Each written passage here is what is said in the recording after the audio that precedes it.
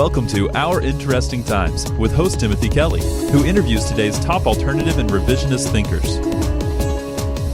May you live in interesting times.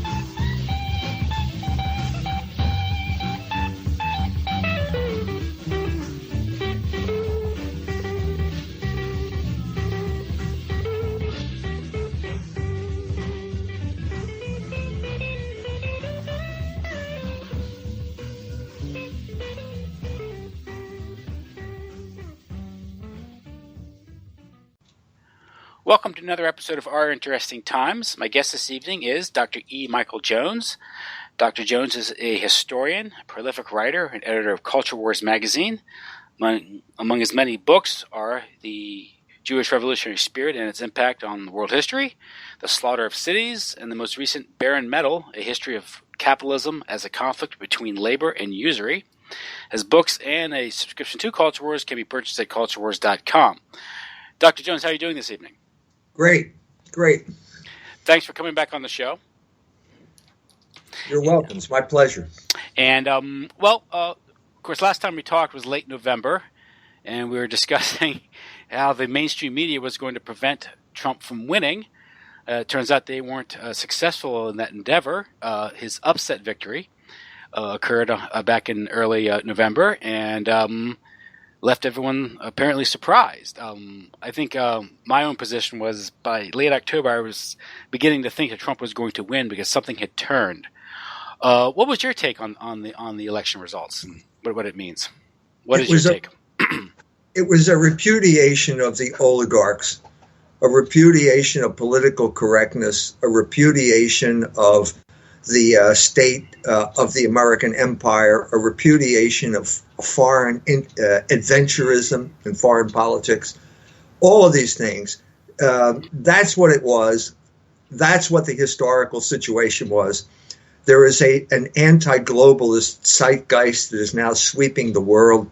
Began with Brexit. Trump is an example. It's sweeping through Europe now. Even Asia is going to have to come to grips with it. So that's clear. That's what it was. I said that when all along during the campaign. You could see it. It was palpable in Indiana when Trump showed up at that rally. That's the one aspect of it. That's the aspect I kept emphasizing. I kept saying that was the wave and that Trump was the surfer on the wave. And he understood the discontent and he focused it and he won the election. So good for him. Everyone, I think men of goodwill, all had to come together and realize that Hillary Clinton was going to be a disaster, a complete disaster if she had been elected. She talked about putting a no-fly zone on over Syria because she had done it in Libya and she got away with it in Libya. So hell, if she did it in Libya, she can do it in Syria, right?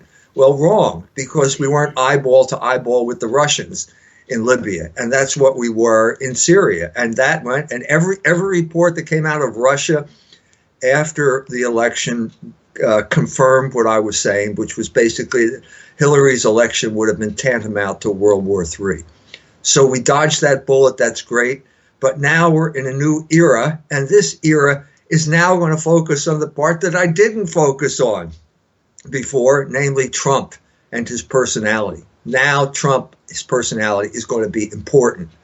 Before, it was a vote against Hillary Clinton. It was a vote against the oligarchs and so on and so forth. And Trump was the man, as the surfer riding that wave. Well, now Trump is much more important. The personality of Trump and so on and so forth. And that's what we're seeing now, I think, with the nominations. Yeah, some people have observed that he's appointing the usual suspects, the crony capitalists that have made such a mess of things in the past few decades.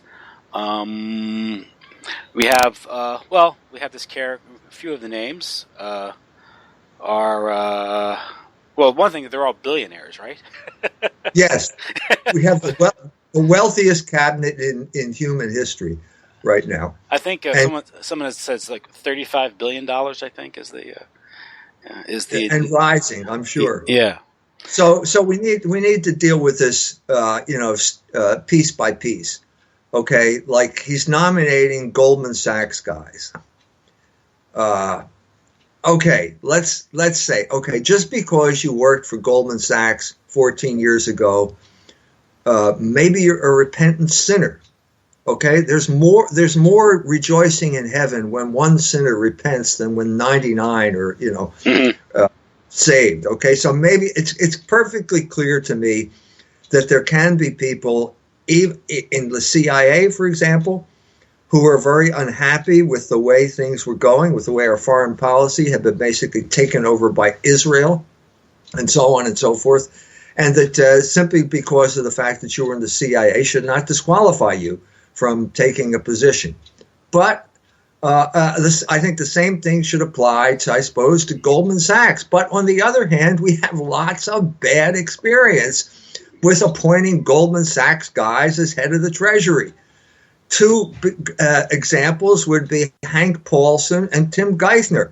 What they did was atrocious. It was criminal. They should be in jail now for what they did. Obama completely capitulated to Goldman Sachs, offered up AIG so that there wouldn't be a lawsuit, and made them whole full face value. They should have taken a 10% haircut, 10% at most. This is what happens with bankruptcy laws. This is what I said. Trump knows this. He's been through bankruptcy a lot. Your creditors take a haircut. Goldman Sachs got made at full face value, and as a result, lots of people lost their homes because of their crappy mortgages, and the mortgage market has been propped up with inflated values that are killing the economy. So don't we take that into account? Shouldn't we take that into account when the name Goldman Sachs comes up again? I think we should, because the main problem with government is what they call regulatory capture, which means invariably you appoint the fox to be in charge of the hen house, which is like, that's what it means to appoint someone from Goldman Sachs to be head of the Treasury Department. Both Tim Geithner and Hank Paulson represented the interest of Goldman Sachs. They did not represent the interest of the American people. If they had, Goldman Sachs would have been made to take a haircut. They didn't. They were rewarded. They're given their golden parachute for doing this. And this is precisely the problem with government in the United States. It's government by the oligarchs and for the oligarchs. And that is precisely what got repudiated in this election. So how are we going? That's one issue. Okay. The second one, and in many ways more troubling, is all these military guys. Okay. Now, military guys are, we have a tradition of civilian control of the military, and probably for good reason. Now, I don't want to offend anyone out there, but military guys are notorious for being single-minded. Let's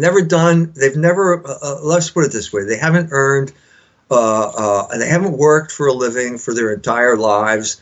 This whole situation was summed up best to me when I was in Detroit at the symposium on economics given by a friend of mine, and they bring this ex-military guy in, and he swaggers up to the microphone, and the first thing he says is, we have to cut entitlements. There are too many entitlements out there. And I felt like saying, wait a minute, fella. You've been sucking on the government tit for your entire life, and now you have the gall to call Social Security an entitlement. You haven't, and then he starts talking about the free market. What do you know about the free market?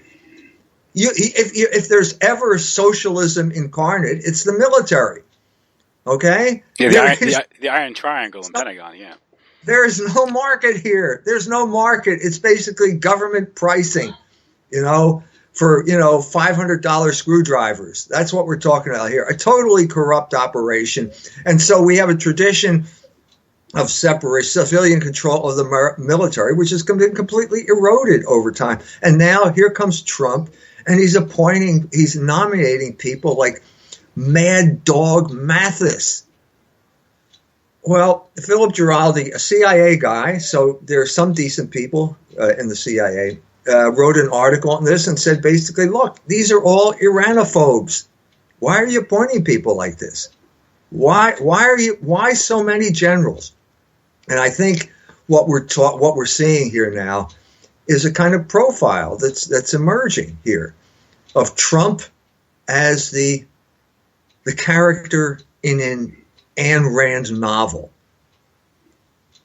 This is the profile that's emerging. I mean, let's give the guy credit. They're good things. He seems to be working toward the bringing back jobs. He flew into Indianapolis and gave about twisted carrier's arm to bring the plants back. That's good. That is why one of the reasons why I voted for the guy. Okay.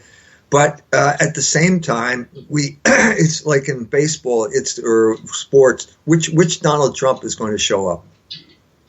So we have all of these contradictions now that are emerging. And one of the biggest contradictions right now is in the foreign policy arena, where the main pillar of his foreign policy seems to be making peace with Russia. Okay, which is a good thing. And as I said, if it had been Hillary, we'd be at war with Russia right now. We'd probably, I shudder to think what would have happened by now, given that fact. Okay, so that's good. Okay, but, we're faced again with contradictions. If you're making peace with Russia, if you've got a foreign policy that we could characterize as, let's say, the America First foreign policy, since that's the idea you were channeling with the remaking the Midwest infrastructure, the industrial infrastructure, then why all this demonization of Iran? Why is this going on now? You can't, these are all of one piece. Syria is where we were at war with Russia, and where I hope that we will soon achieve peace with Russia. But Russia and Syria are allied with Iran. Iran is the only group in the world that has boots on the ground fighting ISIS. So why are we suddenly demonizing Iran? Don't know. Don't understand this. Why are you hiring all these people? I'll tell you my greatest fear, okay? My fear is that he feels that in order to make peace with Russia, and here we're dealing with the Jews again, with the neocons who absolutely hate Russia. It was the neocons, the Jews, that got us into this very dangerous situation when Victoria Nuland, wife of Robert Kagan, orchestrated the coup d'etat in the Ukraine. That put us on the brink of nuclear war. And now we're inching back from that. Okay. Now, is this the Trump who grew up in New York City, the Trump who made it to the top of the real estate heap in New York City, the guy who knows how to deal with Jews, must know how to deal with Jews? Is this the way you deal with Jews? In other words, we're going to ransom, we're going to offer you up, we're going to create the scapegoat, namely Iran, as a way of placating the Jews so that they leave us alone so that we can make peace with Russia. That's my fear. Mm-hmm. Now, a couple observations. You mentioned Goldman Sachs and his appointment, or his pick is this guy, Steven Mnuchin. That's how you pronounce it? Yeah. As the Treasury Secretary. And, of course, he's this hedge fund mogul and Hollywood producer. He has a history. You mentioned the mortgages, and he's one of the key characters in this mortgage debacle, because he was pretty much able to take over that. It was an Indy Mac Bank that he was pretty much, government paid him to take it over. Then he aggressively moved on the mortgages after he got that bank, virtually for free, and he was able to foreclose all these properties. Of course, this is these same bunch who received trillions. The Wall Street, the financial sector, which probably received trillions in bailouts and from the Fed after 2008, and I think Nomi Prinz, who actually is a former Goldman Sachs. Funny you mentioned Goldman Sachs. I was thinking, you won't see Trump appointing Nomi Prinz to any positions, and she's an example of someone who was from Goldman Sachs you wouldn't immediately dismiss. But she wrote the book All the President's Bankers, talking about sort of this collusion, this culture of corruption, this crony capitalism. They all go to the same country clubs. They they intermarry. The Aldrich's or Rockefellers, and she gives a good historical perspective, sort of a cultural explanation for this thing, of this sort of this crony capitalist deal. But this is a guy who foreclosed on thousands of homeowners ruthlessly when he took over Indy Bank and opened up a new bank. All this was done with the government with government money, and he made a fortune off it. Yes. She makes the point that just if you're going to accept the principle of bailing somebody out just for a fraction of what we spent bailing out the banks, you could have bailed out all the subprime mortgages in the country. You could have paid them off. Absolutely. Yeah. You could have given them. What was TARP? What, $1 trillion, $4 trillion? Nobody knows. Yeah. But you could have just basically, give this to the people who own the mortgages. They can pay off the mortgage. Goldman Sachs whoever owns it. Who's the fall guy? Goldman Sachs did not own these mortgages. Okay, whatever bank owned the mortgages, they would have got paid off. The people could have stayed in their homes, and everyone would have been happy. But we just don't do this. We don't put the money into the economy. We put it into the hands of bankers, because capitalism is state-sponsored usury. That is the thesis of Baron Metal, and I think that's the reality. Yes. Now you get into. I'm about 400 pages into that book, and this kind of these guys, all the Medicis of our day. But a good example of what a bad play of Goldman Sachs is what they did in Greece. With that fraudulent currency swap to hide all that debt, so Greece could borrow more money in violation of EU standards. I think they had a GDP per debt ratio, that they were to hide this debt with this swindle, with this currency deal. I don't want to get into the details of the deal, but basically they created a fictional exchange rate to show, and they put this debt off the books for a few years to justify this loan from the EU bank. At the same time, Goldman Sachs collected fat fees for this stuff. Right. And then when Greece goes belly up, they can't pay the debt back. On income the international vulture capitalists to offer, to buy up Greece's resources for a song. It's the deal, right? Right. That is the deal. Yeah. That is the deal that the World Bank. It's called the Washington Consensus. It's basically a form of looting, where you load countries down with debt, and then when they can't pay, which is always the case, sooner or later they can't pay, then they go in and strip their resources. Yeah, it's the economic hitman model. You just load it down with debt, and the collateral, the resources and the labor of the people, and local satraps or crony politicians take their cut.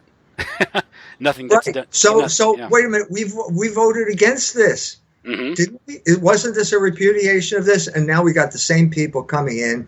It's going to be the old boss. The new boss is the same as the old boss. Is that what we're condemned to here? Well, according to the WHO, that is. And they should know, right? Yeah. Meet the old boss, meet the new boss, same as the old boss. But again, you mentioned the oligarchs. Now, I've had some analysis of the Trump's candidacy and eventual victory, and it made sense to me because he was able to put his hat into a ring, and not anyone can run for president. It wasn't just his sheer force of personality or his bank account that enabled it.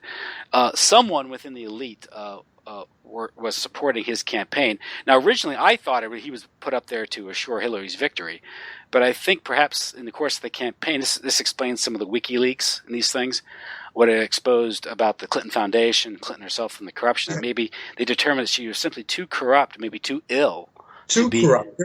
There was, I think, an insurrection in the FBI. Yeah, that's what it and the appears. Intelligence communities, and they were the ones that basically forced the hand of the FBI director, who had to come out. They said basically, if you don't do this, we're going to have the New York Police Department tell what's on Weiner's laptop, and he didn't want that to happen, so he had to come out and do something. He took it all back, but the damage was done. That's what I think happened, and of course, more is leaking out now. We were privy to how much the mainstream media was colluding with the Clinton campaign. We're having dinner parties and strategizing. And I think any keen observer of the political process, the mainstream media of the past few decades, wouldn't be too surprised by that, or the coverage that Trump received throughout the campaign was so biased. It was beyond dispute. But there's one thing that came out was even how the Clinton Global Initiative was working with shows like the Colbert Report to write scripts, and that's the latest leak. Another reason to get rid of your television. Exactly, and so I'm saying even the comedy shows were in league, and these shows come across as being telling jokes to those and making fun of those in power, but really they're just servitors of those in power as well, just a different faction. That's right. But That's right. Regarding Trump, see what you think of this. I've talked to a couple of people. They said that Trump, you have to study his background and his pedigree. That he represents sort of someone told me this. I thought it made sense that sort of the actual mafia faction of the global elite, and this faction is somewhat patriotic and has local interests. And one of the reasons why they defected or went against the Clinton campaign was Obamacare, which really, really destroyed much of the remaining disposable income of the working class and middle class, who often go to casinos and hotels. And that's where Trump comes from, right? Of course, if you look at Trump, his background is Resorts International. That traces back to Meyer Lansky and Mary Carter Paint Company and all that. So he has sort of this pedigree as well. I mean, of course, he's a billionaire, so he is the elite. But what I'm trying to get at is I'm trying to understand the machinations of the elite, of the oligarchs, because I don't think this elite is monolithic. I think there's factions. No, I think we saw it played out before our eyes in this campaign. I think that what you're seeing now is pushback now. That the CIA is coming and saying, no, the Russians did it. It was the Russians who got Trump elected. This is the other faction in the CIA, the faction that wants to go to war with Russia. So it's going to be back and forth. You're going to see this internecine warfare here between the factions in groups like the FBI and the CIA. And they're claiming that the WikiLeaks was Russia. And what they're saying was that they did this to hijack the election. So by Russia exposing the corruption in the Clinton campaign, they were hijacking the election. Now, that's their argument. That sounds like a stretch to me. Yes, I do. If it were all untrue, wouldn't that have made an impression? Can't we evaluate whether it's true or not? Yes. I think basically what it came down to was a battle between WikiLeaks and the mainstream media. And the people went with WikiLeaks. And of course, the mainstream media, that's a severe wound because they don't control the narrative anymore. They don't.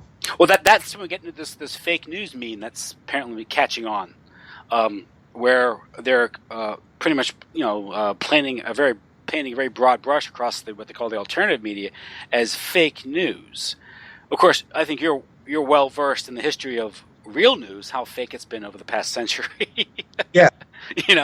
As if the New York Times, Washington Post, of some sort of paragons of truth and virtue when it comes to reporting. That's different. That's their fake news. Yes. Their fake news is real news.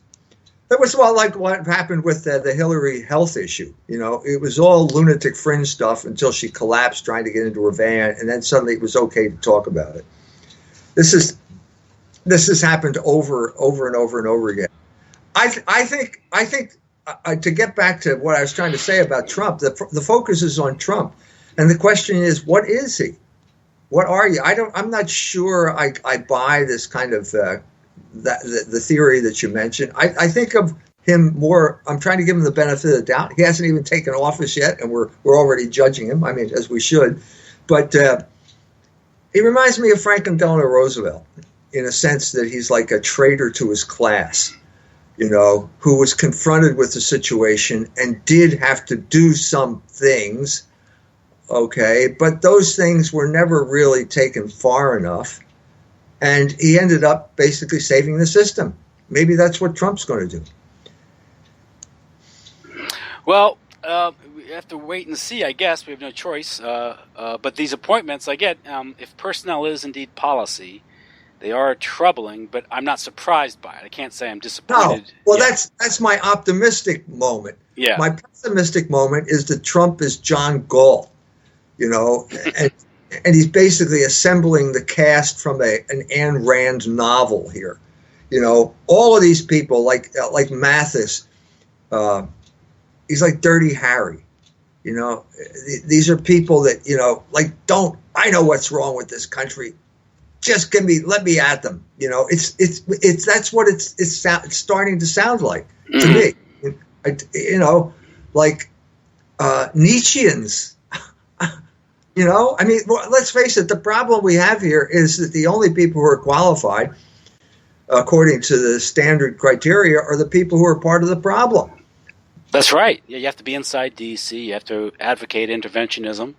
You have to advocate the same war and terror policies that have been going on for the past 15 years. No one from the outside is let to come in and change things because it's the Washington consensus. Yeah.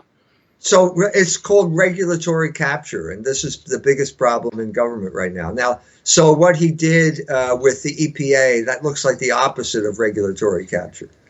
As if a critic of the EPA is somehow not qualified to take over the agency. Yeah, and as if the agency So here again, it comes down to this kind of Manichaean choice of good or evil. But the problem, and so when Mnuchin says there's too much regulation on Wall Street, I get nervous when Goldman Sachs people say that kind of stuff. Are you? So I'm. Wait a minute.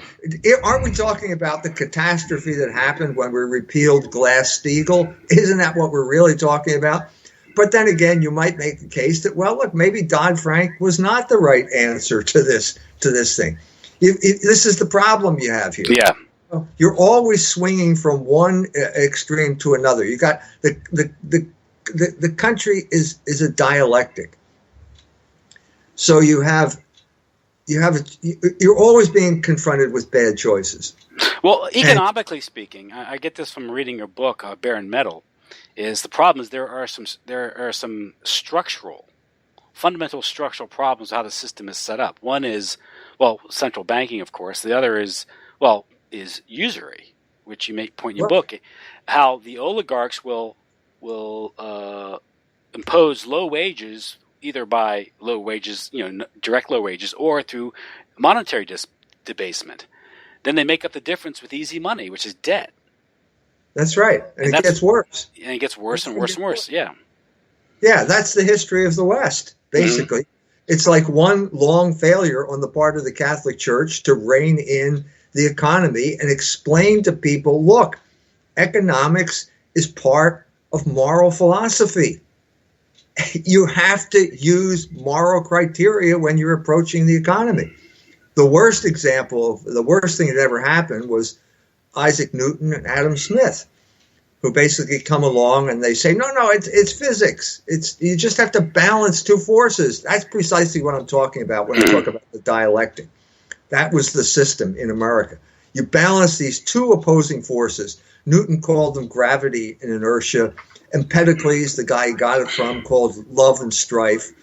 And Adam Smith called it competition and self-interest. But they're all basically this two forces creating perfect circular motion, and so therefore you don't need the moral law. That has been a catastrophe for economics for 800 years. And I don't see anybody smart enough to figure this out.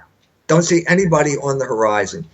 Because what we're seeing now is just the kind of jeering I don't know, people who know, don't confuse me. Don't ask me to read books. I know what's wrong. Just let me at them. It's like Dirty Harry. A room full of Dirty Harrys. Is that what we're going to get? Well, that's because a lot. Again, it's almost like every remedy is they're dealing with symptoms and not the cause. Right. I would argue that protectionist measures are dealing with a symptom and not a cause, because you're not. How can you have free trade when you have the under the petrodollar system, when you have currency swindles and all types of manipulation of foreign exchange, the forex markets and these things? You can't have that balance, and even under that theory doesn't work. You can't have a fair global economic system when one side is able to, say, capitalize an economy with dollars that are printed up ex nihilo, and then they can pull it out and dump the market. Kind of like what George Soros does.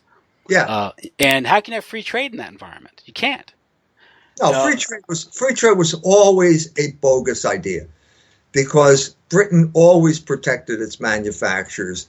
And then at a certain point, because they did that, they reached the pinnacle of manufacturing power in the 19th century around the time of Ricardo and the Corn Laws. And then they said, well, we don't need it anymore. So let's have everybody engage in free trade, and we'll just call it free trade, and everyone will benefit. And that was the basis of Ricardo's book. Well, first of all, it's not true. Okay, because what they meant was, we are so powerful, our factories are so efficient and powerful, we can undercut anybody's price. So we don't need any protection. The other people need protection. And that's precisely what Friedrich List discovered in Germany. You'll get to that in a couple of 100 pages. If you persevere. I think that explains the 30 Years' War against Germany, doesn't it? It does explain it. I'm talking about the one in the 20th century. Yes. Yes. Yes, because basically what happened is that List understood the game the English were playing with their free trade rhetoric, because Germany suffered, the Germanys, okay, there's no Germany at this point. We're talking about the aftermath of the Napoleonic Wars, when Prussia was one of the co-victors in this thing, and suddenly, because England won, the Germanys, the principalities, are flooded with cheap English manufacturers, cotton and so on and so forth. And the avant-garde of this was the Jews. Jews would show up. Now, Germany, as I've said many times, had a tradition of protecting labor, of understanding. This is the legacy of the Benedictines, the first group in the world who understood the value of human labor and based their philosophy, their lives on it. Ora et labora is their motto. And this contradicted the ancient world, much as I admire people like Aristotle. Aristotle, and especially the Romans, had a world that was based on basically usury and slavery. And that was the main cause of the collapse of the Roman Empire. So the Holy Roman Empire, which is the successor, is a repudiation of this, because Christians know that usury is sinful. And at that point, everybody agreed. So, and then suddenly you have the advent of the money economy in Florence, the Italian city-states during the 15th century. And suddenly usury is a problem again, because people now need money, and the people who have the control of the money supply are the Jews, because they own the gold. And you want money from a Jew? Well, you can borrow it at 43.33% interest per annum, which means you're going to be ruined. And that's the gist of Merchant of Venice, that conflict. Where I got the title for Baron Metal when Shylock says to Antonio, I'm your friend, I'll lend you money. He said, friends don't lend money at interest. And Shylock says, my ducats, they can copulate faster than Laban's ewes and rams. Well, that's usury, except that it doesn't work. So what happened is that List in the 19th century starts working, comes to America, links up with the protectionists there. And America is a place that got it half right. Alexander Hamilton wrote basically two letters, one on manufacturers, which got it right, and one on banking, which got it wrong. Didn't see that this is a contradiction. You base your economy either on labor or on usury. And he wanted to have it both ways. Well, that's like America, isn't it? Isn't that like Trump? Isn't that what we're dealing with now? A room full of dirty Harrys and John Galts who all know, because they're masters of the universe, know how things should be run, and are going to just perpetuate the mistakes of their forebears. So List finally persuades the Germans, persuades me. Obviously, he dies, but Bishop von Kettler picks up the cry and basically persuades Bismarck that your enemy are the communists, it's not the Catholics, and Bismarck institutes Social Security and health insurance. And at that point, the Germans stop coming to America and they concentrate their workforce. And by 1910, they have surpassed England as the most powerful economic and industrial nation in the world. At this point, Lord Grey and Winston Churchill decide they have to destroy Germany, and so they lure the Kaiser, who is not listening to Bismarck anymore, into a war. And then we have what you referred to as the 30 Years' War, the First World War and then the Second World War, which is basically to destroy not just Germany, the nation, but Germany, the idea. And Germany, the idea is basically the idea of the Holy Roman Empire, which is that labor is the source of value. And that's where we are today. The English have won. If you talk to an economist and you mention Friedrich List, he'll say, isn't that a Hungarian piano player? That's right, because all they learn is Adam Smith and the Manchester School. And that's right. That's all they know. Like, economics began with Adam Smith, and then there was Ricardo, and there was Malthus, and then there was John Maynard Keynes. We don't like to talk to him about that much, but and then that's it. So it's a completely ethnocentric, myopic view of economic history, and we're all suffering as a result of that. Mm-hmm.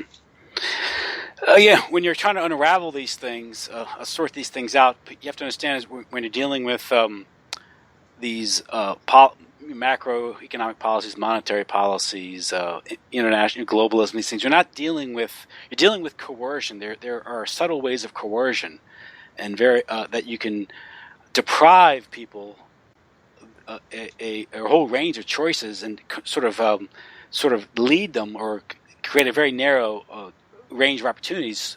That is, in essence, coercion. It just doesn't look like coercion. What I mean by that is, if you debase the currency, okay, and someone's profiting off that inflation, I would say the financial sector is profiting off that inflation, you're creating vast concentrations of wealth, which lead to corporate concentration, which undermine local businesses, small, mid-sized companies, local agriculture, and pretty soon what you had with the Roman Empire, you have a sort of a corporatist latifundia, right? What we have in this country now. Actually, I think what happened is the opposite, actually, because it wasn't inflation that was the problem; it was deflation that's the problem.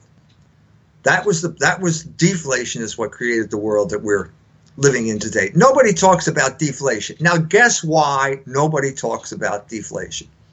Why do we always talk about inflation? Because inflation benefits the debtor, and deflation benefits the creditor. Mm-hmm. And the world creditor is another word for oligarchs, and they run the world, including the economics department of every university. And so therefore they're always complaining about inflation because it eats away at their ducats, at their money, at their savings. Okay, this was precisely the problem, or at least that's the way Paul Volcker saw it when he was appointed head of the Fed. And Paul Volcker basically wrecked the economy to save the ducats of the oligarchs. That's what he did. It was a direct attack on labor. And when Ronald Reagan came in, he followed suit. The first thing Ronald Reagan did was fire the air traffic controllers to send a message. It's like, the dictator comes in, he lines up the people against the wall, and he shoots them all. That's what Reagan did with the air traffic controllers. And what you had was a catastrophe, and the Trump election is the reaction finally to that catastrophe, because that was basically sacrificing labor to usury. It was basically, you took these companies, you enabled with the cheap money, the junk bonds that appeared on Wall Street, you created the era of the leveraged buyout, which meant so that you could the hostile takeover. You take over a company, an airline. It wrecked the airline industry, by the way, because hospitals, you name it, you take it over, load the company down with debt, and then you walk off with huge fees, stock options, that type of thing, and then the company goes belly up because it can't pay off its debt. Now, that wasn't that financed with easy credit though? Yes. Yeah. Yes. Okay. Yeah.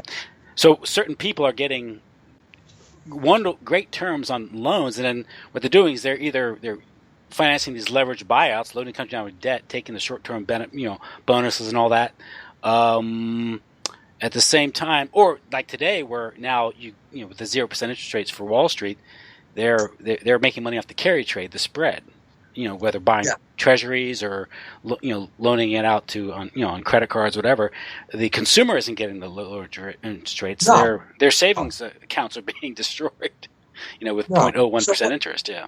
What you had with Paul Volcker, I think they raised the T-bills were paying 20% at a certain point. Mm-hmm.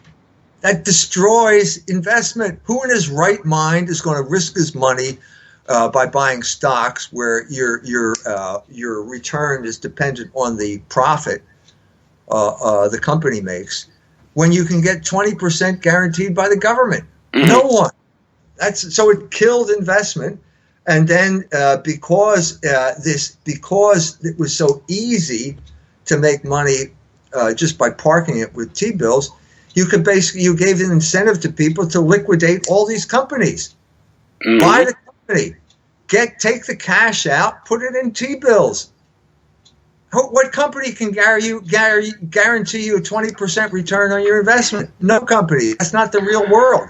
And of course, it works for a while. I mean, usury is always like the guy who jumped off a 100-story building, and goes whizzing by the 50th floor, and you say, "How you doing?" He said, "Well, okay, everything's okay so far." So far, yeah. That's all. That's all.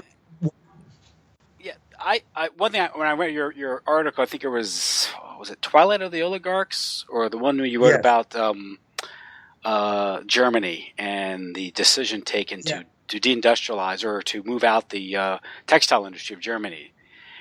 Much of this seems to be now. You can say the stage was set for this in '71 when they closed the gold window and they created the petrodollar, the artificially strong international dollar, because that's going to subsidize imports and make our exports less competitive. So you're going to create the macro environment for deindustrialization. But you have this decision taken in Germany too to deindustrialize, in this case, destroy a very competitive, profitable textile industry and move it to the third world. Is this part of this Rockefeller plan? Sort of this trilateralist plan? I think that I mean, this is the era of Henry Kissinger. The Rockefellers are alive. I mean, they're getting toward the end. Yeah, I think that this whole idea of deindustrialization, I mean, it was from my reading, it was Helmut Schmidt who came up with the actual idea, who actually promoted this at Chateau Rambouillet in France in 1975.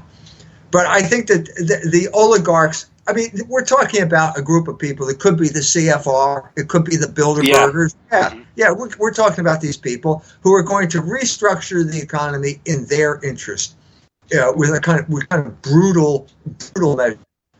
And I think that's precisely what Helmut Schmidt did. Helmut Schmidt was a very bright guy. He said that Jimmy Carter was a guy who knew everything and understood nothing. I think he was head and shoulders. I think he had a leadership role in that generation in terms of doing the oligarchs' bidding and changing the world to basically fit what the oligarchs wanted it to be. Yeah. It was an attack on labor in Germany. I also mentioned all those German porno films that all came into being around this time. Las Juckenkumpel, done by Franz Marischka, who ended up working for MI5, a Jew from Austria working for MI5, and then went back to Germany. Do you think he did those porno films with Mission MI5, or maybe the of MI5? Because I just read a review in Spiegel just last night where it's a review of the book. There was a boxer from the Ruhr who wrote a book, Lasjuk and Pumpel, and the guy says, this is not about the workers' problems, this is about sex. Well, of course it is, because sex is going to distract you from your problems as a worker. And this was part of a psychological warfare campaign against labor that was being waged all throughout the 70s and come to its final culmination in, well, you name it, the Volcker had tenure at the Fed, Margaret Thatcher, the rise of Milton Friedman, all of these guys basically promoting usury now over labor. And the left was bought out with free sex. More or less. Absolutely. Absolutely. Yeah. That was what I said. Michel Foucault, Michel Foucault is the philosopher of every American university. He has basically written the default setting. So it's, let's say sympathy for victims. The outsider now is the guy you should be concerned about. Of course, homosexuals are the ultimate outsiders. Of course, Foucault himself was a homosexual. And basically, it's a marriage made in heaven. Because Foucault said, okay, he's the leader of the left. Maybe you don't remember this, but there was a time when it was the French were the world's philosophers, like Jean-Paul Sartre, and then it was Foucault after Jean-Paul Sartre, and he was the leader of the left. You had to be a left-wing politician to be a philosopher, of course. It was the tradition of the French Revolution, and then we come to this crisis, and basically 75, is it terrorism or not? Do we move into terrorism? Well, the left in France pulls back, the Baader-Meinhof gang takes over, and Foucault sees the kind of handwriting on the wall and says, okay, I'll make a deal. Let's make a deal in Trump's fashion, You give me unlimited sex and I'll stop criticizing your economic system. Well, that's the deal that's in place today. What is the left? The left is a joke. It's a standing joke. If you ever wanted an example of a standing joke in the recent election, try MoveOn.org supporting Hillary Clinton. She's the war candidate. Didn't you know that? Are you that stupid? Well, wait a minute. Maybe the fact that MoveOn.org is getting Soros money, maybe that helps your stupidity. Okay, but this shows you the complete bankruptcy of the left. Yeah, I was in traffic the other day. I saw a car driving with a bunch of bumper stickers on the back, pasted all over the back of the car, and it's it's coexist, a peace sign, arms are for hugging, and the next that was a I'm with her sticker for Hillary on the car. Talk about cognitive dissonance, incoherence. Well, these are the people in these elite circles, and obviously the Clintons are in these elite circles. He was anointed early on as a Rhodes Scholar. The oligarchs set this pattern way back in Scotland at the time of Adam Smith and David Hume. Both David Hume and Adam Smith, when you get to that chapter, you'll believe this, were orphans, did not know their fathers. Mm-hmm. These are prime candidates for oligarch takeover, because then the oligarch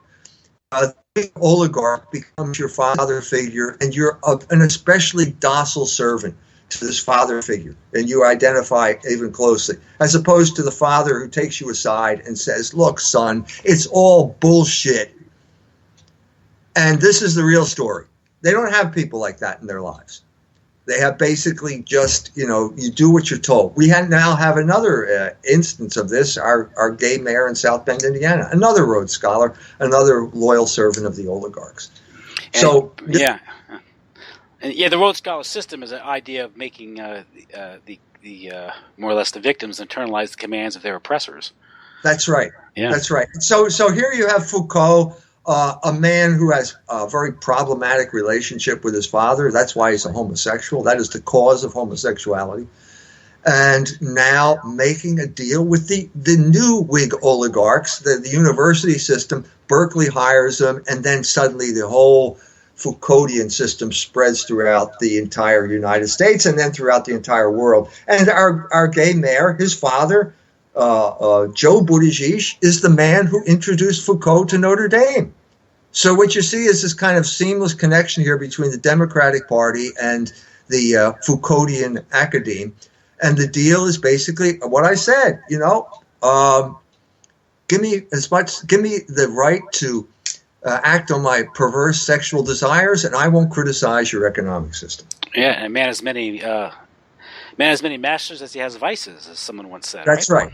Yeah, and of right. course, And so we know. And you mentioned Notre Dame. Of course, Notre Dame, it was Father Hesburgh that alienated Notre Dame from the church and kind of made it this institution for that sort of cultural corruption that we now know today. It sits on a $12 billion endowment, but charges like $40,000 a year, more 40. debt, right? Try 60. Is it Try 60? 60 pushing 70. So all those working class Catholics that donated to build this institution in the last century. Now the grandchildren get to go into debt, or their great-grandchildren, or whatever it was. Now, this is the whole, again, we're seeing the same pattern here. It begins with sexual liberation and it ends with economic bondage. That's the system of control. We sweeten this whole package by saying you can screw whomever you want, whatever you want to do, and then you all end up being enslaved to usury, enslaved to your passions. That's the whole system. That's the point you brought up in your book regarding the Florence and the Renaissance. How it was the Medici's attempt to provide bread and circuses to beguile the people as they're being robbed, as they're being thrown into debt. Correct? That's right. Yeah. That's right. Lorenzo peeked into the book and he just threw up his hands. It's over. It's over. We're ruined. And so he spent his time stealing from his family and stealing from the state treasury. And in order to distract everyone's attentions, he created the Renaissance. The Renaissance, and had one of the great painters of all time, Botticelli, as his personal propagandist, painting the famous painting Primavera, probably Botticelli's most famous painting, the one with Venus there, Florence, Fiorentina. It's the city of flowers. And so you have that figure there spewing flowers out of her mouth. That's the spring. Florence is the springtime of paganism. Paganism is coming back, and the man all the way on the left-hand side of the picture stirring the clouds, that's Lorenzo de' Medici. He's the guy, the rainmaker, as we say, both literally and figuratively in this whole thing. And so that was the beginning of basically using these cultural instruments as a way of distracting you from the fact that your government is stealing your money.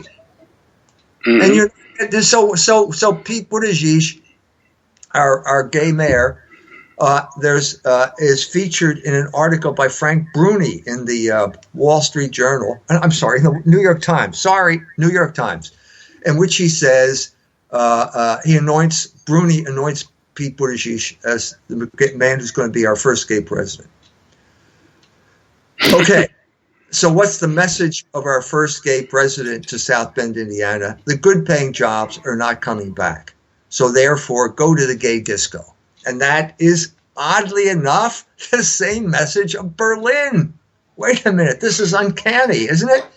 Berlin gets a gay mayor. Klaus Wowereit. And what is Klaus Wowereit's message to the people?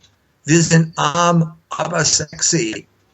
Same message. We're poor, but we're sexy. In other words, no good paying jobs anymore. You can work at Starbucks or whatever, or at the gay bar.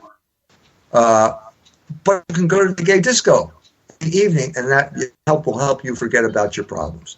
Yeah, and NATO and the CIA will ensure a plenty supply of heroin too, coming in from from Afghanistan and the Balkans, right? Because you mentioned that also in Berlin in the 70s, there was a big influx of heroin being brought in from the Golden Triangle. Yeah, look, that's another story to it. So in Germany at this point, an uprising against the oligarchs. This is a violent Marxist uprising against the oligarchs. It's known as the Rote Armee Fraktion or Baader-Meinhof gang, and it's close to bringing down the government. And so at that point, we have porno films suddenly being produced all over, and the plot of Las Jucken Kumpel is basically a guy who's a miner in the Ruhrgebiet, a coal miner.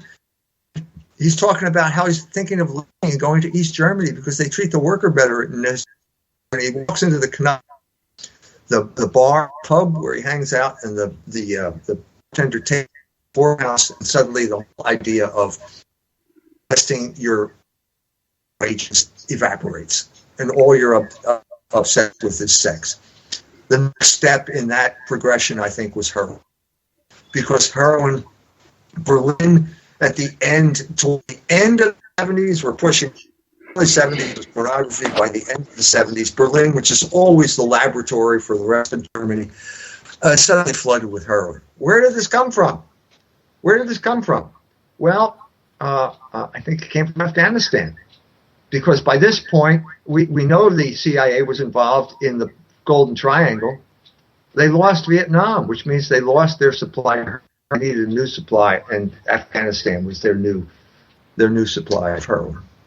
And so heroin flooded into Berlin, and they finally took cognizance of a book came out, Wir Kinder von Bahnhof Zoo, we children from the zoo trains, and that got made into a movie. And there's David Bowie in the movie, kind of making an expensive. It's like the beginning of product placement in Germany. Except the product replaces heroin, and David Bowie is the guy who makes heroin look chic. Heroin chic is what came out of this.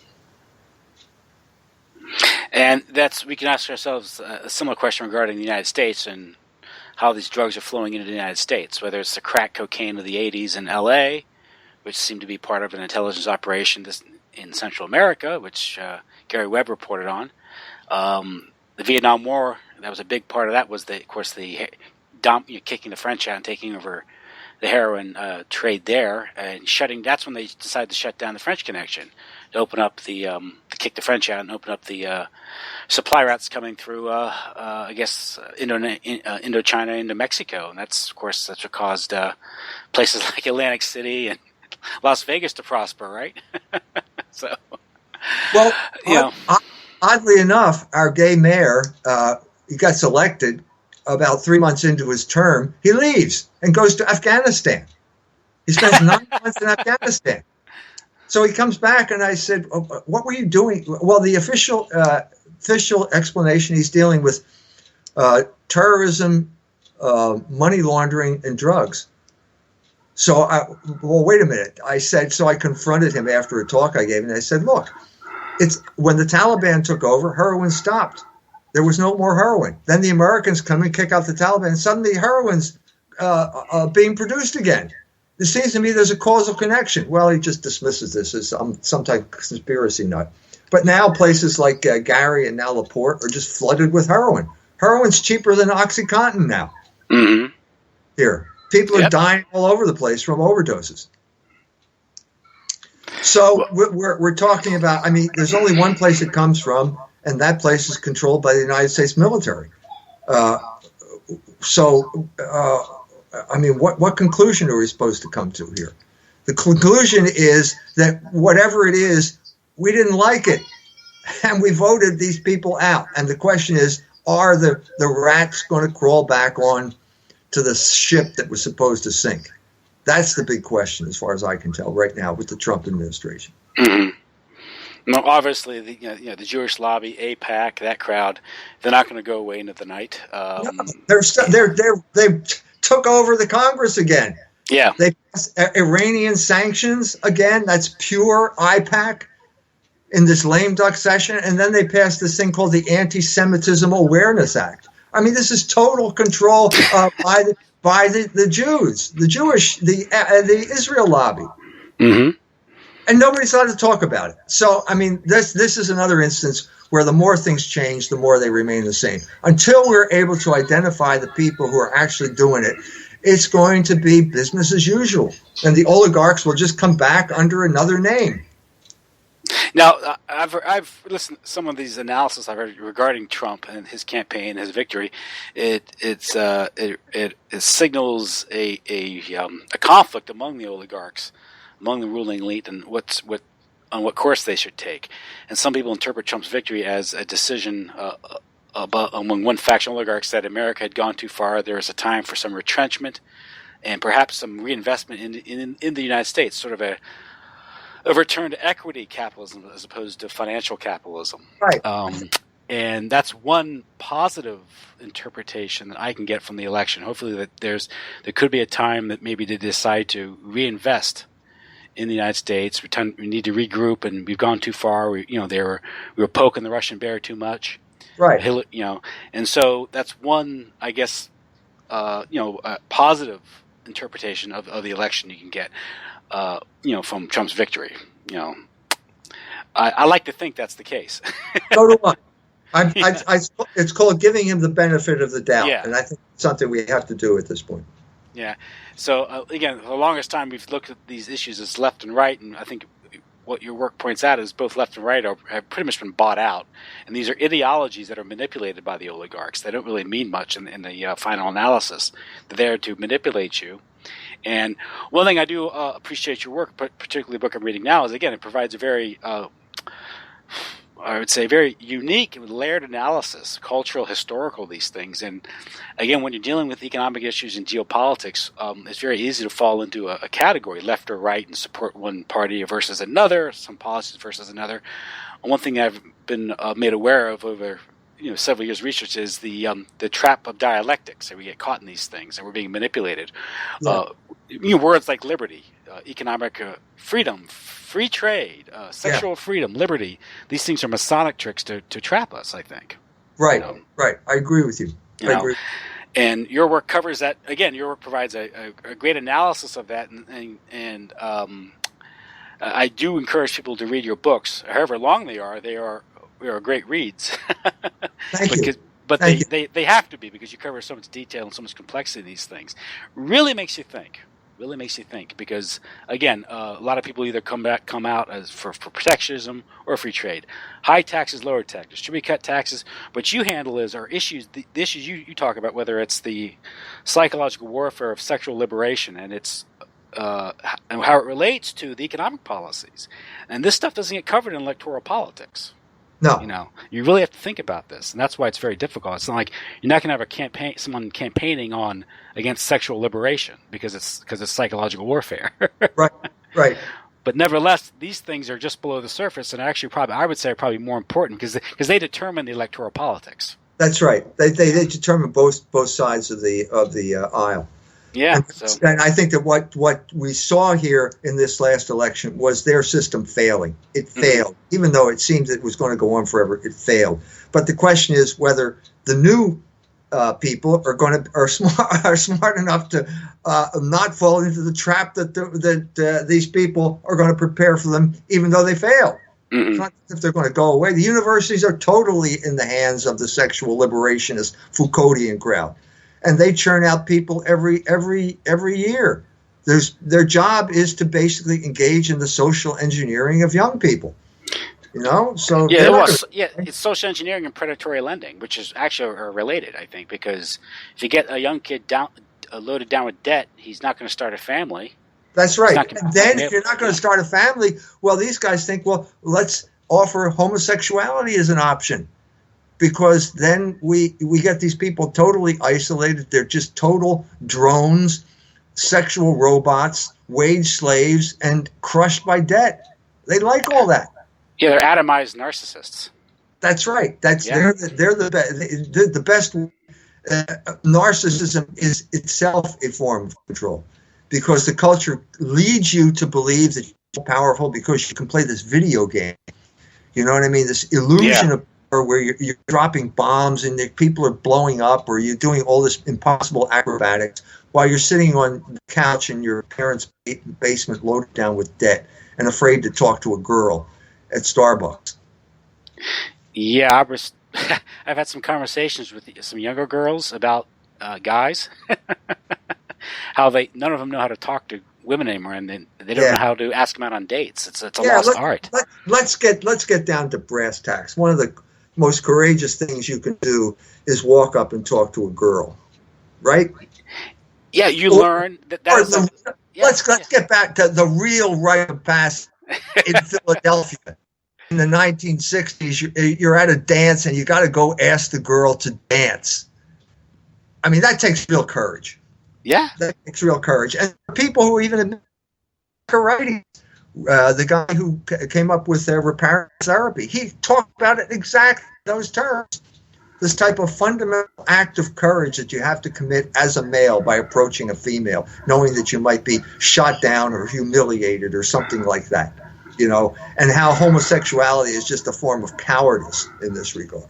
Yeah, because you have to learn to deal with that sort of rejection with a certain degree of dignity and alacrity, and you never develop that skill if you don't. Also, if you don't have a father and a mother to provide a model for a proper, relationship. To me, that family life is what we call sexual education, what it should be, right? Yes. Normal, healthy family life, not this mechanistic, weird perversion that they teach today, which is designed to do the very thing, atomize and create atomized narcissists. Right. That's the real, but again, that's the whole level of another black op, where they worked decades ago. They implemented programs that were designed to destroy that structure. That's right. The That's authoritarian personalities was pretty much explicit in that regard, wasn't it? That's right. That's right. And so there's still a remnant of consciousness there that has repudiated this. So let's hope for the best. Yes. Let's hope for the best. Because let's face it, who are the real heroes now? The young people who are starting families. Yeah. Taking that courage, the guy who took the courageous step of talking to the girl and developed a relationship, they got married, and now they're starting families in a culture that hates them for that fact. And does everything within their power to make life difficult for them. And the greatest cure for narcissism is having a baby and taking care of that baby. And starting a family is the ultimate entrepreneurial endeavor, I think. Yeah, I agree with you. Because it all rests on that, which is why it's been so targeted. Yes. That's why. So, well, Dr. Jones, I want to thank you for coming back on the show. I think we had a wonderful talk tonight. I guess you have a recent edition of Culture Wars magazine came out, right? The the December issue is now out. Yeah, and what's the main topic on that magazine this month? We're talking about the metaphysical foundations of the political order. So it's not exactly the National Enquirer. Yeah, you have a review of Christopher Simpson's book in there, I just saw. Yeah, I reviewed Christopher Simpson's book. I sent him a copy of the review. He wrote a book called Political Illiberalism. We had I disagreed with a lot of what he said in the book, but we had a real polite and profitable email exchange. So I think it's worth dealing with these issues. And you also have an article on Christian Zionism? Yeah, Bob Sungenis, an article on that, which really gets to the heart of the whole matter. Exposing the theological fraud behind dispensationalism and the Scofield Bible and things like that. So, yeah, it's worth the effort. And that is, you can get a copy for $4. You can subscribe for $35 a year. Is it? Yeah, and you can get it electronic or paper versions, and you can just go to the Culture Wars website and sign up. And I heard you were working on a new book. I'm doing a book on Julius Nyerere. I just got back from some time in this summer, early in Tanzania. Mm-hmm. So it's going to be Julius Nyerere proposed for sainthood by the Bishop of Musoma, the previous bishop, not the current bishop. I got to interview the current bishop, got to go to Musoma and travel around Tanzania. It was like opened my eyes. I've never been in a place like this before. I've been to Kenya. Kenya and Tanzania are like night and day. They're completely different places. Mm-hmm. But it's also going to be about the failure of development economics. Yes, which will deal with the issues that I've already mentioned. What happened in the aftermath of Helmut Schmidt, deciding that we're going to outsource everything and lower wages, and what happened in terms of development in Africa as a result of that. Great. So it's a real interesting topic, kind of like the sequel to Barren Metal. Yeah, on a real particular issue, namely development economics, which no one talks about anymore, because it's basically a Christian concept. Mm-hmm. In a sense, why would you feel obliged if you show up in a country where the people are in primitive conditions? Why would you feel obliged to raise their level of their economic ability? Because you're a Christian, because Jesus Christ told you to feed the poor and clothe the naked, and this is simply a way of doing that.